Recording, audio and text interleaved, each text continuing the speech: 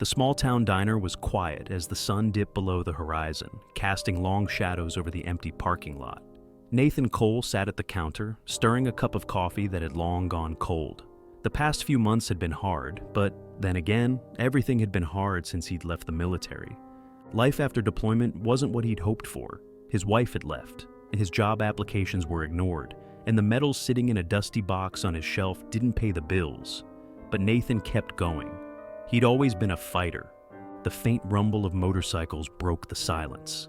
Nathan glanced out the window as a group of bikers rolled into the lot. Their leather vests bore a jagged skull insignia, the mark of the Iron Devils, a gang that had made its mark in the area through intimidation and crime. Nathan had heard the stories, but he wasn't interested in trouble. He looked away and went back to his coffee.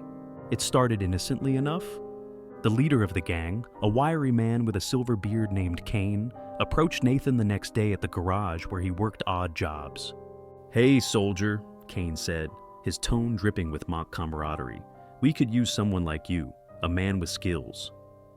Nathan barely looked up from under the hood of a rusted truck. "Not interested." Kane chuckled, leaning closer. "I'm not asking, friend. You don't say no to the devils." Nathan wiped his hands on a rag and turned to face him, his voice firm. "I just did." Kane's smile disappeared, replaced by something darker. He didn't say anything as he left, but Nathan could feel the threat in the air. The retaliation was swift and merciless. Nathan came home one evening to find his front door wide open, the house ransacked. Furniture was overturned, drawers emptied, and his military discharge papers were scattered across the floor. Spray painted across the wall were the words, "Join or pay." Nathan called the police, but when the officer arrived, he seemed more annoyed than concerned. "Probably just some kids messing around," the cop said, barely glancing at the damage. Nathan knew better. A week later, things got worse. Nathan was closing up the garage when the cops showed up. "Mr. Cole," one of them said, hand on his holstered weapon, "we need to ask you a few questions."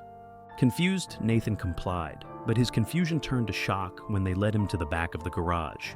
In the trunk of a car, they found a duffel bag filled with drugs and cash. "That's not mine," Nathan said, his voice rising. "You've got the wrong guy." The officers didn't care. The evidence was damning, and Nathan was hauled off in cuffs. Nathan quickly learned how deep the gang's influence ran. In court, the prosecution painted him as a disgraced veteran who had turned to crime to make ends meet. Witnesses were mysteriously unavailable, and even the judge seemed hesitant to push back on the charges. His protests fell on deaf ears. "You have the right to remain silent," the officer had said during his arrest. Nathan wondered if his silence would even matter. His only ally was an old friend from his unit, Marcus Hayes. Marcus believed him, knew the kind of man Nathan was, and promised to help clear his name. But one day, Marcus stopped answering his phone. Nathan went to his house, but the door was locked and the windows were dark. Days turned into weeks, and Marcus never resurfaced. Nathan's stomach churned with the realization the gang had silenced him. The verdict came swiftly. The judge sentenced Nathan to life in prison, the words echoing in his ears like a gunshot. As the guards led him away, Nathan's eyes burned with tears of anger and despair.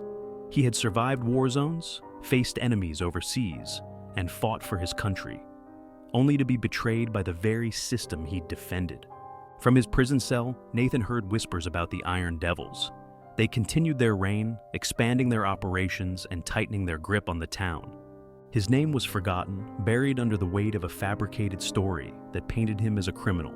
Nathan sat in the darkness of his cell, staring at the faint glow of the moon through the small, barred window.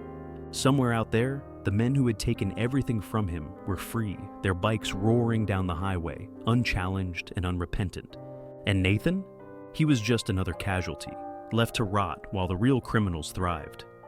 The end. Let me know what you think.